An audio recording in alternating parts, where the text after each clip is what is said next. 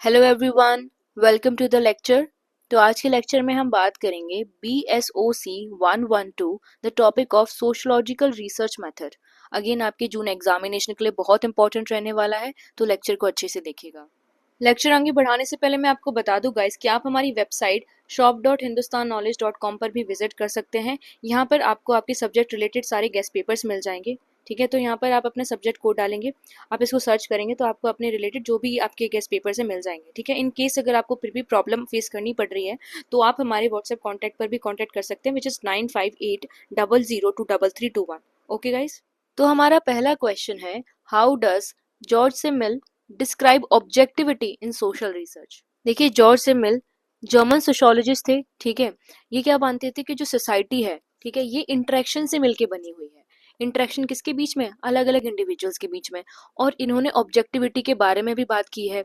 ठीक है, इन्होंने बताया है कि किस तरीके से इट इज़ इम्पॉर्टेंट कि हम सोसाइटी को साइंटिफिकली स्टडी करें अनबायस्ड मैनर में। और ये भी मानते हैं कि ऑब्जेक्टिविटी बहुत मुश्किल है जब हम सोशल रिसर्च को पढ़ते हैं। ठीक है, क्योंकि जो रिसर्चर होते हैं वो भी तो समाज का ही हिस्सा है। उनमें भी कुछ ना कुछ ओपिनियन होते हैं, कुछ ना कुछ बायसेस होती हैं। ठीक है, तो जब वो किसी भी चीज़ को स्टडी कर रहे होते हैं तो उनकी ओपिनियन, उनकी थोड़ी जजमेंट्स आ ही जाती है कहीं ना कहीं।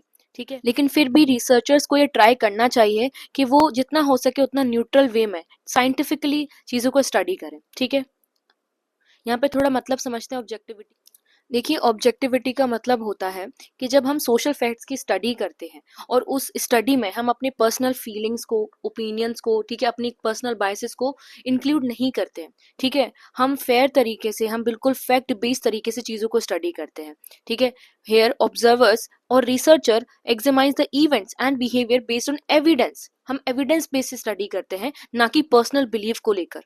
ठीक है, और जॉर्ज जिमिल भी यही कहते थे कि ऑब्जेक्टिविटी बहुत ज़रूरी होती है ताकि हम जो हमारे रिजल्ट है वो ज़्यादा एक्यूरेट रहे। ठीक है, एग्जाम्पल से समझते हैं कि अगर जैसे हम पॉवर्टी को स्टडी कर रहे हैं, ठीक है, तो उस टाइम पर जो रिसर्चर है उसको अपनी पर्सनल जो सिंपैथी होती है गरीबों को लेकर वो यूज़ ना करें वहाँ पे, क्योंकि वहाँ पे सिर्फ आपको इवेंट एविडेंस बेस्ड स्टडी करनी है। आपको थोड़े अपने इमोशंस को, अपने खुद की जो ओपिनियंस हैं उनको नहीं लाना है।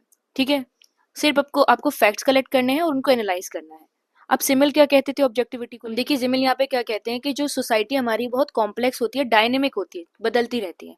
ठीक है, और यहाँ पर एकदम कंप्लीट ऑब्जेक्टिविटी लाना स्टडीज में ये इम्पॉसिबल है। ठीक है, क्यों? क्योंकि जो रिसर्चर हैं वो भी सोसाइटी का ही हिस्सा है। ठीक है, उन पर भी चीज़ों का इन्फ्लुएंस होता है, तो कंप्लीट ऑब्जेक्टिविटी तो पॉसिबल नहीं है। लेकिन फिर भी हम साइंटिफिक स्टडी तो कर सकते हैं। ठीक है, जितना हो सकता है उतना हम लोग एविडेंस बेस्ड स्टडी कर सकते हैं। यहाँ पे ये बोलते हैं, ये मानते हैं कि ऑब्जेक्टिविटी जरूरी होती है पर एकदम कंप्लीट ऑब्जेक्टिविटी अचीव करना इम्पॉसिबल है। ठीक है, and then according to Simmel researcher should focus on forms of social interaction. यहाँ पे ये बताते हैं कि सोशल इंटरेक्शन के फॉर्म पे हमें फोकस करना चाहिए, ना कि पर्सनल ओपिनियंस पे। ठीक है, और फॉर्म्स ऑफ सोशल इंटरेक्शन जैसे कि कोऑपरेशन एक फॉर्म ऑफ सोशल इंटरेक्शन है, कॉम्पिटिशन है, कन्फ्लिक्ट, ठीक है, ये सारी चीजें जब हम इनको पढ़ते हैं ना तो सोसाइटी को ज्यादा ऑब्जेक्टिवली हम स्टडी कर पाते हैं। ठीक है, और वो ये भी मानते थे कि जो सोशल रियलिटी है, ठीक है, उसको हम अलग अलग पर्सपेक्टिव से भी देख सकते हैं। ठीक है, क्योंकि जो रिसर्चर है वो सेम चीज को, सेम रियलिटी को अलग अलग एंगल से देखते हैं, अलग अलग रिसर्चर्स। ठीक है, इसी वजह से जो ऑब्जेक्टिविटी है वो उसमें बहुत जरूरी है कि हम बहुत केयरफुली चीजों को ऑब्जर्व करें। ठीक है, एनालिसिस करें। ऑल राइट, फिर देखते हैं importance of objectivity in social research. क्या इंपॉर्टेंस है? वही है कि हमारी रिसर्च में क्या होता है, एक्यूरेसी इंक्रीज होती है। ठीक है, जो रिसर्चर के पर्सनल बायसेस और प्रेजुडाइसेस होती हैं वो यहाँ पे नहीं रहते हैं, और साइंटिफिक नॉलेज हम लोगों की डेवलप होती है एक पर्टिकुलर टॉपिक को लेके। ठीक है, और इस वजह से क्या होता है, अगर हमारे यहाँ पे ऑब्जेक्टिविटी है तो हम अलग अलग सोसाइटीज को कंपेयर भी कर सकते हैं, क्योंकि चीज़ें फैक्ट बेस्ड होती हैं। ठीक है, पर्सनल ओपिनियंस नहीं आते लोगों के।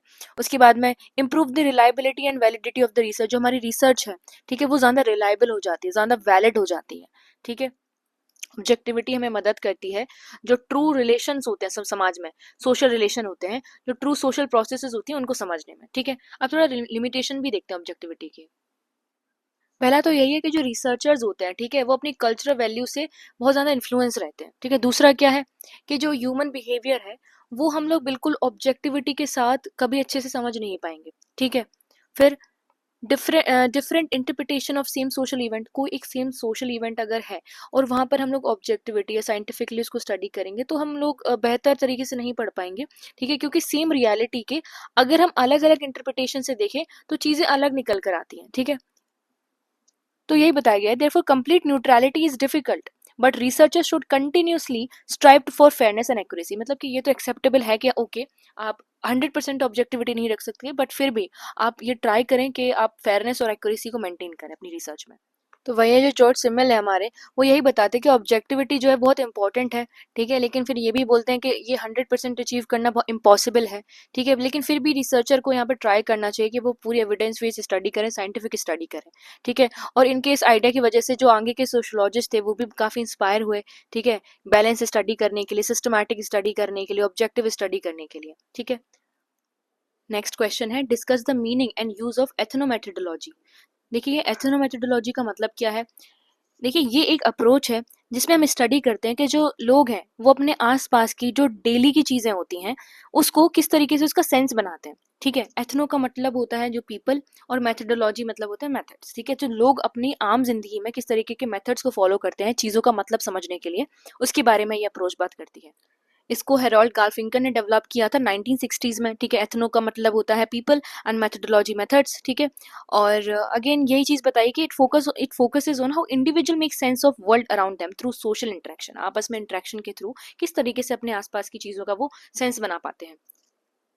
अब जरा और अच्छे से समझते हैं इसकी मीनिंग को। It examines the common sense knowledge that people use in everyday life. हमारी एवरीडे लाइफ में हम जो कॉमन सेंस लगाते हैं, ठीक है, आसपास की चीजों को समझने के लिए, वहां से इंटरेक्ट करने के लिए, ठीक है, वही हमारी एथनोमेथोडोलॉजी एग्जामाइन करती है इसको, ठीक है। ये आर्ग्यू करती है कि जो सोशल ऑर्डर ऑर्डर है हमारे आसपास, ठीक है, जो रूल्स हमको दिखते हैं समाज में, ये कुछ ऐसा नहीं है कि हमने बाहर एक्सटर्नली कोई इम्पोज करता है हम पे ये रूल्स को, लेकिन हम ही इन रूल्स को बनाते हैं, ठीक है। हम इनको क्रिएट करते हैं, रिक्रिएट करते हैं, ठीक है, अपने एक्शंस और इंटरेक्शंस की मदद से। देखिए एग्जाम्पल पे अगर समझे हम कि पीपल स्टैंड इन क्यू, जब हम जो लाइन में खड़े रहते हैं वो हम आपस में जब एक दूसरे को ग्रीट करते हैं या हम किसी भी कॉन्वर्जेशन में पार्ट लेते हैं, ठीक है, तो हम कुछ अनरिटन रूल्स को फॉलो करते हैं कि जब हम किसी से भी फर्स्ट टाइम बात करते हैं, हम किसी को नहीं जानते, तो हम एक फॉर्मल वे में बात करेंगे, उनसे एकदम जोक्स नहीं क्रैक करने लगेंगे। तो ये कुछ अनरिटन रूल्स होते हैं जिनको हम फॉलो करते हैं अपनी एवरीडे लाइफ में, ठीक है। और ये कुछ ऐसे रूल्स है ना जो कोई हमें बताता नहीं है, ठीक है, ये हमें अपने आप आ जाती हैं चीजें जब हम लाइफ में डील करने लगते हैं अपने एक्सपीरियंसेस के बेस पर। ऑलराइट, और गार्फिंकर क्या कहते हैं कि people actively interpret situation and gives meaning to their experiences. कि हमारे जो आसपास की जो सिचुएशन है, ठीक है, हम उनको इंटरप्रेट करते हैं, समझने की कोशिश करते हैं, ठीक है, अपने एक्सपीरियंसेस को फिर मतलब निकालने की कोशिश करते हैं।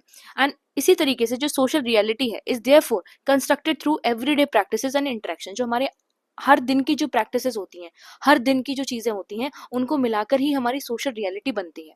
यही बात कही गई है। अब देखते हैं जरा इसके फीचर्स क्या हैं। First it focus on everyday life. मतलब जो हमारे डेली लाइफ में हम जो इंटरेक्ट करते हैं, ठीक है, जो हमारी डेली एक्टिविटीज होती हैं, ऑर्डिनरी एक्टिविटीज होती हैं, उनको स्टडी करना, कॉमन सेंस नॉलेज को स्टडी करना, ठीक है, जो नॉलेज हम यूज करते हैं हर लाइफ की जो डेली सिचुएशंस को समझने के लिए वो। सोशल ऑर्डर्स, कि how people create and maintain social order in society. समाज में हम किस तरीके से अपने सोशल ऑर्डर को मेंटेन करते रहते हैं, ठीक है। इंटरेक्शन बेस्ड, ठीक है, it emphasise the communication and social interaction. Interaction पे ज्यादा फोकस किया गया है। फिर इंटरप्रिटेशन ऑफ मीनिंग, कि हम किस तरीके से जो समाज में जो अलग अलग सिचुएशन है उनको उनको इंटरप्रेट करते हैं, उनको कैसे समझ पाते हैं, ठीक है। अब देखते हैं इनके यूजेस को कि इस एथनोमेथोडोलॉजी के क्या यूजेस हैं। पहला है हमारा understanding social behaviour. It helps sociologists understand how people behave in everyday situation and how they make sense of social interaction. हम अपने जो रोजमर्रा की जिंदगी है उसमें किस तरीके से बिहेव करते हैं ये समझते हैं, और कैसे जो सोशल इंटरेक्शन होते हैं उनका मतलब निकाल पाते हैं, ये सारी चीजें। सेकंड है studying communication, useful in analysing conversation, language, gestures and other form of communication. कि जब दो लोग आपस में बात कर रहे होते हैं तो कुछ अनरिटन रूल्स होते हैं कि जब कोई बात कर रहा होगा, जब सामने वाला बात कर रहा होगा तो दूसरा वाला चुप रहेगा, ठीक है, और जब दूसरा वाला बोल रहा होगा तो पहला वाला चुप रहेगा। तो इस तरीके से क्या होगा, कम्युनिकेशन होती है, ठीक है। फिर examining social institution, it helps in understanding how social institutions such as family, school, workplace या कोर्ट, ठीक है, किस तरीके से फंक्शन करते हैं, आपस में कैसे इंटरेक्ट करते हैं, ठीक है। फिर रिवीलिंग हिडन सोशल रूल्स। अब देखिए कुछ रूल्स जो होते हैं जो हमें कोई बताता नहीं है बट हम फिर भी उनको फॉलो करते हैं, ठीक है, इन्हीं को बोलते हैं अनरिटन रूल्स। ये कहीं लिखे नहीं है ना हमें बताए गए हैं पर फिर भी हम इनको फॉलो करते हैं, जो हमारे बिहेवियर को गाइड करते हैं कि हम सोसाइटी में किस तरीके से बिहेव करने वाले हैं, ठीक है। और इनकी वजह से क्या होता है, इन अनरिटन रूल्स की वजह से ही सोशल ऑर्डर और कोऑपरेशन बनती है हमारी सोसाइटी में, ठीक है। अब देखते हैं रिसर्च इन सोशोलॉजी। हम सोशल लाइफ को बहुत डिटेल मैनर में समझते हैं through our observation and conversation analysis, ठीक है। लोग बात कैसे करते हैं उसको बहुत डीप डेप्थ अंडरस्टैंडिंग लेते हैं, हम उसको ऑब्जर्व करते हैं, ठीक है। तो अब बात करते हैं कंक्लूजन की। एथनोमेथोडोलॉजी क्या थी, एक्सप्लेन करती थी कि किस तरीके से जो ह्यूमंस हैं, ठीक है, वो अपनी सोशल रियलिटी को क्रिएट करते हैं, बनाते हैं अपने इंटरेक्शंस के थ्रू, ठीक है। हरोल्ड गार्फिंकर ने इसको हमें दिया था। उसके बाद में हमने पढ़ा कि कॉमन सेंस नॉलेज पे फोकस होता है, कम्युनिकेशन पे फोकस होता है, सोशल प्रैक्टिसेस पे फोकस होता है, और हमारे कुछ जो हिडन रूल्स होते हैं वो किस तरीके से हमारी सोशल लाइफ को ऑर्डरली बनाते हैं और मीनिंगफुल बनाते हैं, ठीक है। Next question, describe the use of ICTs in social science research. देखिए इंफॉर्मेशन और कम्युनिकेशन टेक्नोलॉजीज क्या है, डिजिटल टूल्स हैं जिनकी मदद से हम अपना जो डेटा है उसको कलेक्ट करते हैं, उसको स्टोर कर सकते हैं, प्रोसेस कर सकते हैं और इन्फॉर्मेशन को शेयर कर सकते हैं, ठीक है। अब इसमें क्या क्या आता है, जैसे कंप्यूटर्स आते हैं, हमारे internet, mobile phone, software application, database, ठीक है, और हमारा जो कम्युनिकेशन नेटवर्क है पूरा, वो सब कुछ। और जब मॉडर्न साइंसेज की अगर हम बात करते हैं, मॉडर्न साइंस जो रिसर्च होती है उसमें आईसीटी का बहुत इंपॉर्टेंट रोल है, ठीक है, क्योंकि ये हमारी जो प्रोसेस होती है रिसर्च की उसको बहुत फास्ट कर देता है, एक्यूरेट कर देता है और एफिशिएंट बना देता है, ठीक है। तो सबसे पहले देखते हैं डेटा कलेक्शन को। अब हम डेटा कलेक्ट कैसे कर सकते हैं आईसीटीज के थ्रू, जैसे ऑनलाइन सर्वे हो गए उससे, ठीक है, क्वेश्चनर, ईमेल्स, मोबाइल एप्लीकेशंस के थ्रू, ठीक है, जो भी सोशल मीडिया प्लेटफॉर्म्स हैं उन पर, ये यहाँ इन सब चीज़ों से हम क्या करते हैं, इन्फॉर्मेशन को इकट्ठा करते हैं, ठीक है, लार्ज पॉपुलेशन से। और इससे ये क्या होता है, ये कॉस्ट इफेक्टिव होता है, ये बहुत लो कॉस्ट का भी होता है और जल्दी भी होता है, फास्ट हो जाते हैं हमारी चीज़ें, और हम एक टाइम पर काफ़ी अलग अलग रीजन्स के, अलग अलग कंट्रीज के लोग तक पहुंच सकते हैं, ठीक है। अब इसमें कुछ हमारे टूल्स हैं जैसे कि गूगल फॉर्म हो गया, ठीक है, सर्वे मंकी हो गया, ऐसी कुछ एप्लीकेशन है जो हमारी मदद करती है यहाँ पे। फिर देखते हैं डेटा स्टोरेज एंड मैनेजमेंट। अब देखिए क्या होता है, आईसीटीज के टूल का इस्तेमाल करके हम लोग लार्ज अमाउंट ऑफ जो इन्फॉर्मेशन होती है उसको सेफली, सिक्योर तरीके से उसको स्टोर कर पाते हैं, ठीक है, digital data basis, cloud storage and computer systems के थ्रू, ठीक है। अब अनलाइक पेपर रिकॉर्ड्स, जो डिजिटल फाइल्स होती हैं उनको हम लोग इजीली एक्सेस भी कर सकते हैं, एडिट कर सकते हैं और कन्वीनियंटली उनको शेयर भी कर सकते हैं, ठीक है। जो डेटा लॉस का रिस्क रहता था ना वो अब यहाँ पे कम हो जाता है हमारा। फिर देखते हैं डेटा एनालिसिस। आईसीटीज में बहुत अलग अलग सॉफ्टवेयर का इस्तेमाल होता है डेटा को एनालाइज करने के लिए, जैसे कि एसपीएसएस, ठीक है, एक्सेल, आर, एन, वीवो, ये सारी चीज। इससे क्या होता है कि क्वांटिटेटिव और क्वालिटेटिव दोनों डेटा यहाँ पे प्रोसेस होते हैं, ठीक है। These tool can perform statistical calculation, create graphs, identify patterns, interpret findings, ठीक है। तो यहाँ पे क्या होता है, एक्यूरेसी बढ़ जाती है, ठीक है। फिर देखते हैं कम्युनिकेशन एंड कोलैबोरेशन। आईसीटी की मदद से रिसर्चर, इंस्टीट्यूशन और पार्टिसिपेंट्स के बीच में जो कम्युनिकेशन गैप था, ठीक है, यहाँ पे वो इम्प्रूव होता है through email, video conferencing, online collaboration platforms, ठीक है। जो रिसर्चर्स होते हैं वो अलग अलग जगह से, कितना भी ज्योग्राफिकल डिस्टेंस हो, वो आपस में यहाँ पर कम्युनिकेट कर सकते हैं, आइडियाज का एक्सचेंज हो सकता है, ठीक है, डॉक्यूमेंट्स शेयर कर सकते हैं, वर्चुअल मीटिंग्स कंडक्ट कर सकते हैं, ये सारी चीजें। फिर देखते हैं एक्सेस टू इन्फॉर्मेशन। देखिए रिसर्चर्स जो हैं आज के टाइम पे online libraries, e books, journals, database, research repositories इनका यूज करते हैं, ठीक है। और इससे क्या होता है, जो उनकी स्टडीज होती है, जो उनकी रिसर्च होती है, उसकी क्वालिटी और भी इंप्रूव हो जाती है, ठीक है। अब देखते हैं presentation and dissemination of findings. देखिए आईसीटी की मदद से जो रिसर्चर हैं वो अपनी फाइंडिंग्स को, ठीक है, अच्छी तरीके से प्रेजेंट कर पाते हैं, शेयर कर पाते हैं, ठीक है। अब जैसे रिसर्च रिपोर्ट होती है, presentation, websites, blog, online journals, ठीक है, allow information to reach a wider audience, ठीक है। इसके माध्यम से जो उनकी रिसर्च होती है वो ज्यादा लोगों तक पहुंच पाती है, ठीक है। Digital platform also make it easier for policy makers, students and the public to access research result. Alright, तो कंक्लूजन क्या है कि आईसीटी ने किस तरीके से जो सोशल साइंस रिसर्च है उनमें इंप्रूवमेंट लाया है, फिर चाहे बात डेटा कलेक्शन की हो, स्टोरेज की हो, ठीक है, डेटा एनालिसिस की हो, कम्युनिकेशन की हो, डिसेमिनेशन की हो, ऑलराइट। और ये क्योंकि टाइम कंज्यूम कम करती है प्लस कॉस्ट इफेक्टिव रहती है, तो इस वजह से, और आने वाले टाइम में क्या है, जब टेक्नोलॉजी और भी इंप्रूव होगी तो आईसीटी का रोल और भी ज्यादा बढ़ जाएगा हमारे रिसर्च में। ओके, अब देखते हैं यहाँ पे next question, discuss the role of sociological imagination in social research. देखिए सोशोलॉजिकल इमेजिनेशन का कॉन्सेप्ट सी राइट्स मिल ने डेवलप किया था अपनी किताब द सोशोलॉजिकल इमेजिनेशन 1959 में। ठीक है, इसका मतलब क्या है, देखिए इसको हम ऐसे समझ सकते हैं कि एक एबिलिटी है जिसके माध्यम से हम समझते हैं कि किस तरीके से जो इंडिविजुअल पर्सनल एक्सपीरियंसेस होते हैं वो समाज जो वाइडर सोसाइटी होती है उससे कनेक्टेड होते हैं। ठीक है, जैसे कि अगर हम बात करें अनएम्प्लॉयमेंट की तो ये एक पर्सनल इशू होता है एक इंसान का। ठीक है, लेकिन साथ ही में ये समाज से कनेक्टेड कैसे है, क्योंकि अगर सोसाइटी में ही रिसेशन चल रहा है, समाज में ही जॉब्स नहीं है, ठीक है, बड़े लेवल पे जॉब्स नहीं है, तो फिर इंडिविजुअल लाइफ में भी प्रॉब्लम आएगी। तो इस तरीके से हम समझ सकते हैं किस तरीके से पर्सनल एक्सपीरियंसेस जो होते हैं इंडिविजुअल के वो उसकी सोसाइटी से कनेक्टेड होते हैं। ठीक है, अब थोड़ा और समझे अगर इसको, it encourages people to look beyond their personal experience and understand the social structure influences their life. मतलब पर्सनल एक्सपीरियंसेस के बियॉन्ड हम देखते हैं कि किस तरीके से सोशल स्ट्रक्चर हमारे इन एक्सपीरियंसेस को इन्फ्लुएंस कर रहा होगा। ठीक है, एग्जाम्पल में वही लिख बताया गया है, अनएम्प्लॉयमेंट वाला एग्जाम्पल जो मैंने आपको भी बताया। अब देखते हैं रूल्स इन सोशल रिसर्च। पहला है हमारा हेल्प अंडरस्टैंड सोशल प्रॉब्लम। देखिए सोशोलॉजिकल इमेजिनेशन से हमें ये मदद मिलती है कि हम ये बेहतर समझ पाते हैं कि जो भी सोशल इश्यूज होते हैं ना, हम उनको ब्रॉडर लेवल पे ब्रॉडर पर्सपेक्टिव से समझ पाते हैं किसी भी चीज को। जैसे कि पॉवर्टी अगर है, क्राइम, अनएम्प्लॉयमेंट, इनइक्वालिटी, ठीक है, ये सिर्फ और सिर्फ इंडिविजुअल फेलियर्स नहीं है, बल्कि ये एक सोशल कंडीशन है, सामाजिक प्रॉब्लम हो जाती है। ठीक है, दूसरा connects personal and social life.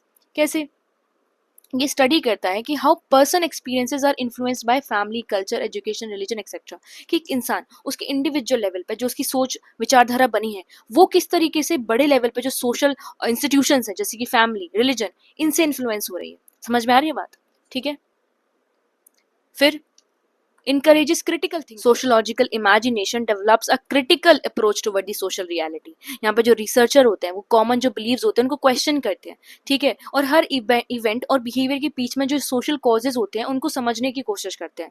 Alright, फिर देखते हैं इम्प्रूव्स रिसर्च, क्योंकि सोशोलॉजिकल इमेजिनेशन में इंडिविजुअल और सोशल फैक्टर दोनों को कंसीडर किया जाता है। ठीक है, तो इस वजह से जो डेटा हमारे पास में निकल के आता है वो ज्यादा हमारे पास में क्या होता है, एक्यूरेसी देता है हमको। ठीक है, और एक वन साइडेड इंटरप्रिटेशन होती है ना, उसको क्या करता है, प्रिवेंट करता है। ठीक है, फिर प्रमोट्स ऑब्जेक्टिविटी। रिसर्चर अपने पर्सनल ओपिनियंस और बायसेस से हटकर चीजों को ब्रॉडर कॉन्टेक्स्ट में देखते हैं। ठीक है, ज्यादा ऑब्जेक्टिविटी के साथ में और साइंटिफिकली रिसर्च करते हैं उस चीज को। फिर असिस्ट इन पॉलिसी मेकिंग। अब गवर्नमेंट पॉलिसीज में किस तरीके से यहाँ पे यूजफुल है कि हमें ये पता चलता है ना कि कोई भी प्रॉब्लम का सोशल रूट क्या है। ठीक है, जब हमें ये पता चल जाता है तो पॉलिसी मेकिंग बहुत ज्यादा इफेक्टिव हो जाती है। ठीक है, हम ज्यादा बेटर सॉल्यूशन के साथ में आगे आ पाते हैं। तो अब देखते हैं इम्पोर्टेंस इन मॉडर्न सोसाइटी।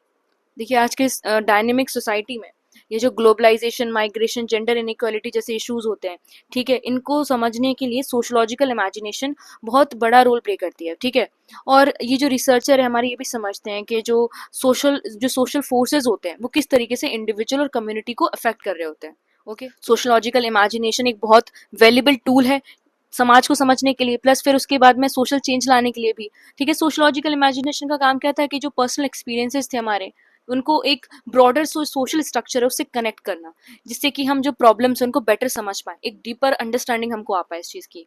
ठीक है, ओके गाइस, तो हमने अपने सारे टॉपिक कवर कर लिए हैं। अगर आपको वीडियो अच्छा लगा हो तो वीडियो को लाइक करिएगा, चैनल को सब्सक्राइब करिएगा, और आप हमारे टेलीग्राम ग्रुप को भी ज्वाइन कर लीजिए। लिंक आपको डिस्क्रिप्शन में मिल जाएगी। हमारी जो भी क्लास की नोटिफिकेशंस हैं सारी इस ग्रुप पे आती हैं। ठीक है, उसको ध्यान से ज्वाइन कर लेना। Okay guys, thank you.